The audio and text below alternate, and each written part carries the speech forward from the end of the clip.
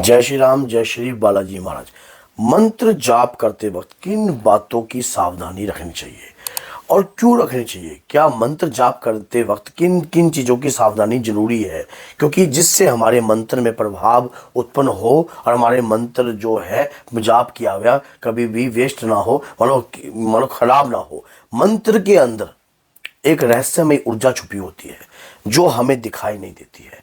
मंत्र हमारे शरीर की ऊर्जा को जागृत करते हैं, हमारे आंतरिक मानसिक ऊर्जा को जागृत करते हैं, हमारे शरीर की इंद्रियों को प्रभावशाली बनाते हैं। लेकिन कब बनाते हैं, किस तरीके से बनाते हैं, ये सारी जानकारी आज आपको इस वीडियो में प्राप्त होगी। और मंत्र करते वक्त किन बातों का हमने विशेष तौर पर ध्यान रखना है, उन बातों की जानकारी भी आज इस वीडियो में आपको प्राप्त होगी। तो अगर वीडियो अच्छी लगे तो लाइक जरूर करना, चैनल को सब्सक्राइब करना और बेल आइकन बटन को दबाना बिल्कुल भी मत भूलना, ताकि आने वाली बेहतरीन से बेहतरीन वीडियो आप तक पहुंच सके। देखिए, मैंने कहा कि मंत्र के अंदर ऊर्जा होती है और सच्चाई है। भगवान के प्रति अगर हम कोई पूजा पाठ नियमित रूप से करते हैं, रोजाना करते हैं, तो उस पाठ से हमें शक्ति तो प्राप्त होती है, लेकिन उस शक्ति का हमें पता नहीं रहता कि हमारे साथ कोई शक्ति है। लेकिन धीरे धीरे हम उस शक्ति को महसूस करने लगते हैं। इसी प्रकार से जब कभी कोई मंत्र हमें प्राप्त होता है या कोई मंत्र हमारे गुरु के द्वारा प्राप्त होता है, हमारे इष्ट देवता के द्वारा प्राप्त होता है। कई बारी मैंने ऐसे भी बताया है आपको कि अगर स्वप्न में भी अगर आपको कोई देवता मंत्र दे रहा है या कोई देवी ने आपको मंत्र दिया या आपके गुरु ने कोई मंत्र दिया है, पहली बात ये होती है, ये सावधानी बहुत जरूरी है कि इस बात को अपने जहन में हमेशा रखना कि मंत्र कभी किसी को बताओ मत। जब तक आपको मंत्र आपके देवता ने प्रदान किया है, उस मंत्र को आप जब किसी मंत्र का या कोई शाबर मंत्र का जाप आप कर रहे हो या किसी प्रकार से झाड़ फूक आप कर रहे हो जिस मंत्र से, तो ऐसे मंत्र को बताने से आपके मंत्र की ऊर्जा का प्रभाव कम होने लग जाता है।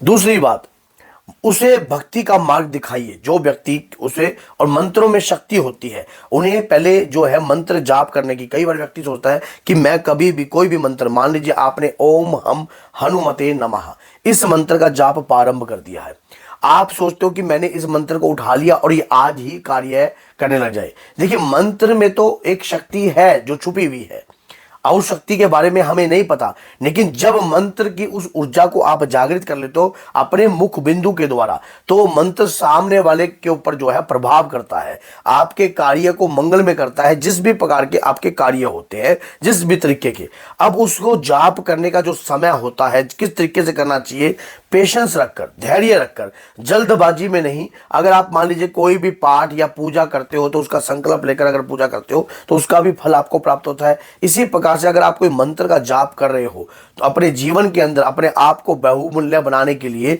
तो आपको क्या कार्य करना चाहिए, धीरे धीरे 1 माला 2 माला 3 माला 4 माला लगातार अपने जीवन में आपको अपनानी चाहिए और उस मंत्र का जाप प्रारंभ कर देना चाहिए। मंत्र की जो ऊर्जा होती है, जैसे मान लीजिए शिवरात्रि हो गई, गुप्त नवरात्रि हो गई, नवरात्रि हो गई या दीपावली हो गई, विशेष दिन या ग्रहण का समय हो गया, ये मंत्र को मानो जिस दिन ये समय होते हैं उस समय आप अपने मंत्रों की सीमा को या अपने मंत्र के जाप को कहीं गुना बढ़ा सकते हो।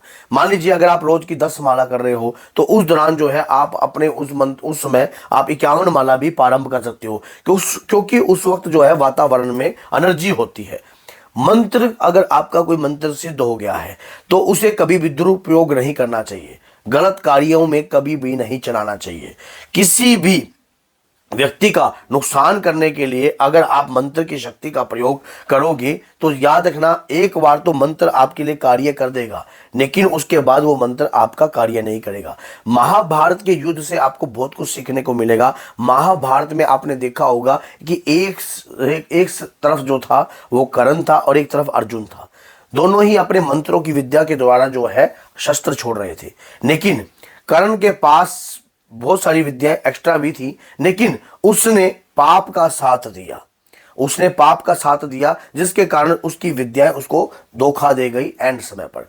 इसी प्रकार से अगर तुम सत्य के साथ खड़े भी हो और मंत्र की ऊर्जा को जागृत कर रहे हो और किसी के कल्याण के लिए रास्ता दिखाने की कोशिश कर रहे हो, या आपने मान लीजिए कोई शाबर मंत्र को जागृत कर लिया है या किसी भी ऐसे मंत्र को जागृत कर लिया है, तो उस कार्य को आपको धर्म के प्रचारक रूप में लगाना चाहिए। खुद के निजी स्वार्थ के कार्य में कभी भी मंत्र का प्रयोग जो है करना नहीं चाहिए। हाँ, जन के कल्याण के कार्य में आप मंत्र को अपने प्रयोग में लगा सकते हो, ताकि सामने वाले व्यक्ति का कल्याण हो, आपको भी रास्ता प्राप्त हो, सामने वाले व्यक्ति को भी रास्ता प्राप्त हो। इसी प्रकार से जैसे मान लीजिए कोई व्यक्ति दुखी है, किसी के परिवार के अंदर दिक्कत पीड़ा समस्याएं चल रही हैं, आप उन्हें बता सकते हो कि आपको इस प्रकार के मंत्र का जाप करना चाहिए। आप उन्हें यह मत कहिए कि मैं इस मंत्र का जाप स्वयं करता हूं, आप उन्हें रास्ता दिखाइए, उसे आप समझा सकते हो कि इस तरीके से आप मंत्र का करिए। उन्हें अपने से नहीं जोड़ना है, उन्हें अपने देवता अपने इष्ट से जोड़ना है, जिसकी कृपा को आपने प्राप्त किया है। फिर देखना आपके सितारे कैसे नहीं लगते। स्वयं जिस देवता की आप आराधना करते हो वो देवता के वीर और देवता की शक्तियां आपको देखती हैं, उसी प्रकार से आपको भी उसी प्रकार का फल प्राप्त होने जाता है। उन मंत्रों में एक ऐसी शक्ति छुपी होती है जिसका हम उन्हें देख नहीं सकते, उस शक्ति को महसूस किया जा सकता है, उस शक्ति की तेज को महसूस किया जा सकता है, उसके प्रभाव को महसूस किया जा सकता है। अब लगातार अगर कोई व्यक्ति मंत्र का जाप कर रहे हैं, मान लीजिए अगर आप अपने मंत्र को अब आप कहीं भी ऐसे स्थान पर बैठे हो जो अनुचित स्थान है, जहां पर दारू मीट अंडा शराब इस प्रकार का कार्य है, ऐसे स्थानों पर बैठकर कभी भी मंत्र का जाप नहीं करना चाहिए। इसका जो प्रयोग जो है आपके ऊपर भी पड़ेगा। और कुछ ऐसा भी होता है, मान लीजिए अगर आपने अभी एक मंत्र को उठा लिया और 3 महीने तक आप 4 महीने तक उस मंत्र का जाप कंटिन्यू करते रहे, 11 माला 20 माला 21 माला कंटिन्यू, और बीच में आपने उस मंत्र को छोड़ दिया और फिर दूसरा मंत्र उठा लिया, इससे भी आपका नुकसान होता है। मंत्र का दुष्प्रभाव जो है आपके ऊपर ही पड़ता है, दोष लगता है, और जिससे आपकी शक्ति भी छीन होती है। ऐसा कार्य नहीं करना चाहिए, इससे नुकसान होएगा। मंत्र के अंदर एक शक्ति छुपी होती है, जिस शक्ति को हमें समझना चाहिए कि कैसे हम इस शक्ति की ऊर्जा को जागृत कर सकते हैं। अगर एक वक्त आने पर मंत्र से आप किसी को जल भी पढ़कर दे सकते हो, उस जल पीने से उसके शरीर में अगर कोई असाध्य रोग है, कोई पीड़ा है या कोई प्रॉब्लम समस्या उसके शरीर पर बनी हुई है, तो उसे शक्ति प्रदान होगी। और ये बात उसे कहिए कि ये सब बालाजी की कृपा से है, सब हनुमान जी की कृपा से, माँ दुर्गा की कृपा से, माँ कालका की कृपा से है। इन्हीं की कृपा से ही ये मंत्र की शक्ति से आपके ऊपर जो है ये प्रयोग हुआ है। अगर उसे आराम आता है, उसका विश्वास बढ़ेगा देवी देवताओं के प्रति, और उसे कहिए कि इस प्रकार का आप प्रभु की पूजा पाठ का स्मरण रखिए, और कोई भी नकारात्मकता आपको घेरेगी नहीं, कोई भी नेगेटिव एनर्जी आपको पकड़ेगी नहीं। मंत्र में बहुत पावरफुल ऊर्जा होती है, बहुत पावरफुल शक्ति होती है। अगर आप रेगुलर मंत्र का किसी भी एक मंत्र का जाप लगातार करते हो, 1 साल से ऊपर अगर आपको करते हुए हो गया है, तो उस मंत्र के अंदर जो है प्रभाव उत्पन्न हो गया है। 9 महीने में तो व्यक्ति लगातार मंत्र का जाप करते करते मानसिक अवस्था में पहुंच जाता है, उसके बाद मंत्र उसके अंदर अपने आप चलता है। तो ऐसी ही ज्ञानवर्धक वीडियो देखने के लिए चैनल को अभी सब्सक्राइब कर दीजिए। इस चैनल पर हनुमान जी से जुड़ी, माँ दुर्गा से जुड़ी वीडियो जो है आपको प्राप्त होती है। तो बोलिए जय श्री राम, जय श्री बालाजी, जय माता दी।